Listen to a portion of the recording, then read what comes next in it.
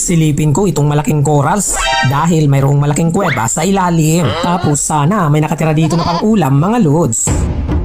Ayun, nakita ko ng kanyang buntot. Sabi na nga ba, may nakatira aswang na isda. Agay, kusog. Ano, sapul ang ipus-ipus o tinatawag namang triple wrasse sa Ingles.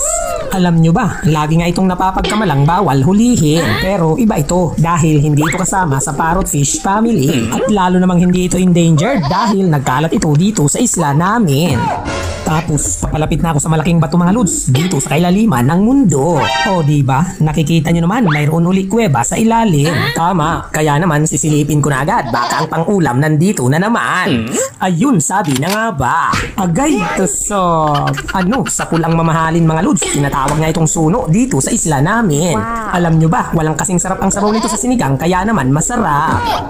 Tapos ang mahiwagang SWAT out mula dito sa Sikat TV ay para sa'yo. Idol Rico Satol from Cotabato City. Ayun, ang daming isda mga lods, nagpulasan. Mabuti na lang nandito rin sa malaking bato sila nagsiksikan. Kaya naman humanda kayo ngayon dahil nandito na ako. Sisilipin ko itong malalim na kuweba na inyong pinagtaguan. Ang dami nila dito mga lods, pero itong malaking pakul ang gusto kong ulami. Agay, tusok. Hala, ang lakas, mukhang malaki ito mga lods.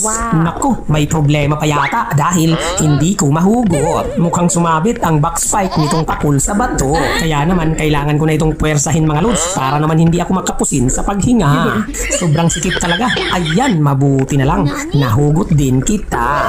Alam nyo ba, sa usapang sinugba dito sa Bisaya, wala nang makakahigit pa dito sa pakul na maganda. Tapos may tatlong bato na halos magkakatabi mga lods. Pero batay sa aking pakiramdam, itong bato sa gitna ang sisilipin ko. Mabuti na lang talaga, napakalinaw ngayon ng tubig. O diba, nakikita nyo naman, kaya madaling manilip. Aha, nandito ka lang pala nakasiksik sa butas. Lagot ka. Agay, tusok. Grabe, sapul na naman ang pinakamasarap na pangulam mga lods. Tapos malaking lapu-lapu pa talaga. Kaya naman jackpot dahil mamahalin. Kaya naman ang mahiwagang SWAT out mula dito sa Sikat TV ay para sa iyo. Idol Janjan Igay Vlog from North Cotabato. Tapos meron nga uli akong nakitang isda mga lods. Ayun, pumasok sa butas ng bato. Kaya naman bilisan ko pa ang aking paglubog para naman maabutan ko siya bago siya makasiksik sa pinakailalim nito. Sabi na nga ba, malapad pala na banggisan mga lods. Ang problema, nakapasok nga siya sa bulsa nitong malaking kuweba. Ayun, nakikita ko na siya. Mabuti na lang sumilip uli. Agay, tusok. Grabe, nagpupumiglas. Talaga namang napakalakas. Tapos makakamukbang na naman tayo ng pinakamabangong inihaw.